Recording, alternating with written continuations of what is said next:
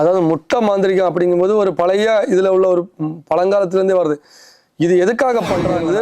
முட்டையை எடுத்து அதுக்கான ஒரு சில பூஜைகள் பண்ணி இது நமக்கு இதனால என்ன பண்ணால் ரொம்ப வீட்டில் சண்டை சச்சரவு உண்டாகும். மாறி மாறி குடும்பம் பிரிகிற வரைக்கும் போகும். முட்டை மாதிரி மாதிரி எலுமிச்சம்பழம், இந்த எலுமிச்சங்கனியில் பண்ணுறது, தேங்காயில் பண்ணுறது, காலடி மண்ணுகள் எடுத்துகிட்டு வந்து பண்ணுறது, அப்புறம் சம்மந்தப்பட்டவங்க உபயோகப்படுத்தும் துணி, அந்த துணியை எடுத்து கொண்டு வந்து பண்ணுறது.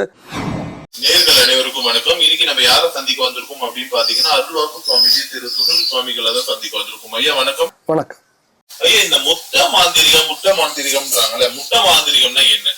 அதாவது முட்டை மாந்திரிகம் அப்படிங்கும்போது ஒரு பழைய இதில் உள்ள ஒரு பழங்காலத்துலேருந்தே வருது.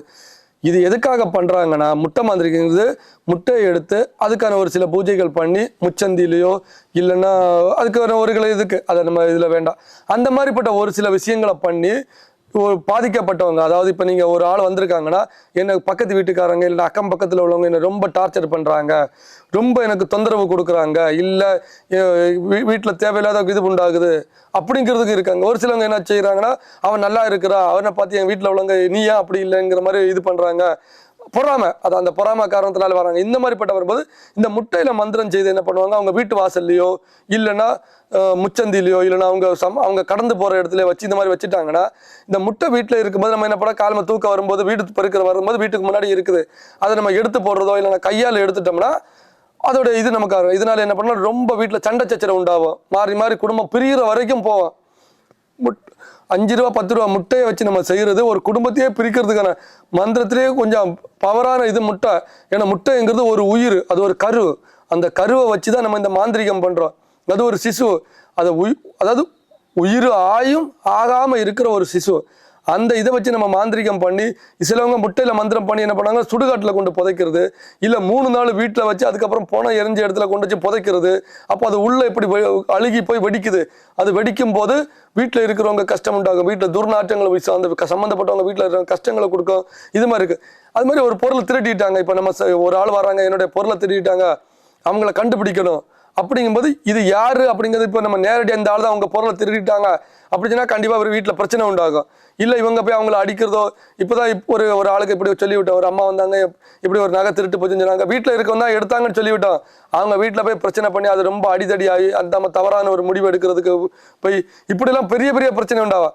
ஆனால் இது எதுவுமே இல்லாமல் இந்த மாதிரி முட்டையில் பண்ணுறதுனால, முட்டையை பண்ணி நம்ம வண்டி வீட்டில் கொண்டு வச்சோன்னு இங்கே யார் சம்மந்தப்பட்டவங்க கை கால் வீக்கம் கொடுக்கும், வயிறு ஊதி போகும்.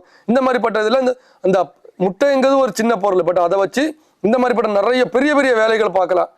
ஆனால் இது நிரந்தரமாக இருக்காது, குறிப்பிட்ட நாளத்துக்கு பாதிப்பு. ஆனால் அதோடைய பாதிப்புங்கிறது பெரிய பெரிய பாதிப்பு, பெரிய பெரிய இழப்புகள், குடும்பம் பிரிவு, பண கஷ்டம், மன கஷ்டம், செல்வம் குறைவு, வீட்டில் பிரச்சனைங்கும்போது பெரிய பெரிய பிரச்சனைகளை உண்டு பண்ணி கொடுக்க இந்த முட்டை மாந்திரிகம். முட்டைங்கும்போது ஒரு சின்ன பொருள், பட் அதை சரி பண்ணுறதுக்கு அதிக செலவுகள் பண்ணி தான் சரி பண்ணுற மாதிரி இருக்கும். அதாவது முட்டை மாதிரி மாதிரி எலுமிச்சம்பழம், இந்த எலுமிச்சங்கனியில் பண்ணுறது, தேங்காயில் பண்ணுறது, காலடி மண்ணுகள் எடுத்துகிட்டு வந்து பண்ணுறது, அப்புறம் சம்மந்தப்பட்டவங்க உபயோகப்படுத்தும் துணி, அந்த துணியை எடுத்து கொண்டு வந்து பண்ணுறது, அப்புறம் வீட்டுக்கு தூரமாக ஒரு இந்த இது சம்திங் பொருள்களை எடுத்து வச்சு பண்ணுறது. இந்த மாதிரிப்பட்ட அதாவது சம்மந்தப்பட்டவங்களுடைய பொருள்கள் இருந்துச்சுன்னா அதை வச்சு பண்ணுவோம். அந்த மாதிரி இல்லாத பட்சத்தில் இந்த மாதிரி எலுமிச்சம்பழம், தேங்காய், முட்டை, அதுக்கப்புறம் விபூதி இதில் எல்லாம் பண்ணி அவங்க வீட்டு முன்னாடி கொண்டு வருது, சுடுகாட்டு சாம்பலில் பண்ணுறது, பன்றி கறியில் பண்ணுறது, அப்புறம் மாட்டோடைய இதில் எடுத்து பண்ணுறது, செத்த ஆட்டோடைய உண்ணியில் இதை மாதிரி அதாவது பல பல ஜந்துக்கள், அதாவது ஜீவராசிகள்லேருந்து எடுக்கப்பட்ட பொருள்கள்லேருந்து மாந்திரிகம் பண்ணி அவங்க வீட்டில் கொண்டு போடுறது. அப்புறம் இதில் பண்ணும்போது அவங்க வீட்டில் இருக்க தெய்வங்களை இது பண்ணுறது, கட்டுறது, வீட்டில் குலது அவங்க உடம்புல சாமி வருது, நல்லது கெட்டதுன்னா வந்து சொல்லுது, அதை பிடிச்சி கட்டுறது. இதுக்காக இந்த மாதிரிப்பட்ட பொருள்களில் பண்ணி வச்சு அவங்க குடும்பத்தில் பிரச்சனை உண்டு பண்ணுறதுக்காக, அதாவது கெட்ட எண்ணம் கெட்ட நோக்கத்துக்காக மட்டுமே இந்த மாந்திரிகம்ங்கிறது பண்ணப்படுகிறது. யாரையும் சேர்க்கறதுக்கோ நல்லதுக்காக பண்றதுல, ஒரு ஆளை கெடுக்கணும், அவன் நல்லா இருக்கிற அவனுடைய வாழ வைக்க கூடாது அப்படிங்கிறதுக்காக இந்த மாந்திரிகம்ங்கிறது பண்ணப்படுது.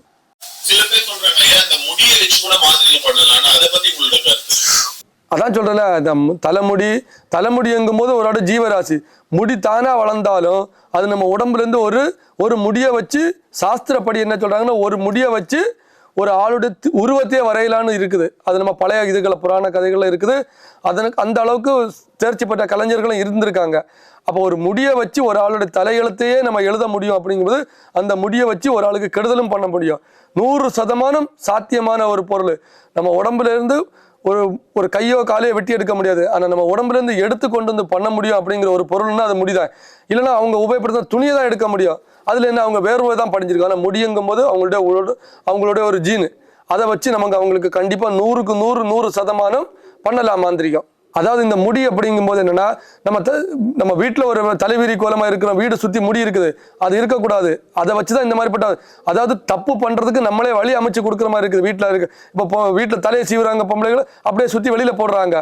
இல்ல, அந்த மாதிரி பண்றது தவறு. அந்த முடி நம்ம தலையில இருந்து விழுதா அந்த கோதுரமா அதை எடுத்து வீட்டுல ஒரு டப்பாலையோ இல்லை ஒரு பாக்ஸ்லயோ இல்லை ஏதாவது ஒரு பொருளை வச்சுக்கிட்டு அதை என்ன பண்ண சேஃப்டியான ரீதியில ஒரு குப்பையிலையோ இல்லைன்னா ஒரு செடி மரத்துக்கு மூட்டில் வாழை மரத்துக்கு மூட்டில் நம்ம அந்த தலைமுடியை புதைச்சி வைக்கிறதுனால வாழை அந்த வாழை எப்படி அடுத்தடுத்து கண்ணு விட்டு அதை தெளிச்சு அந்த குடும்பமா ஒரு இடத்துல வாழும், அதே மாதிரி நம்ம தலையில இருக்கிற முடி இன்னும் நல்ல இதாகும்.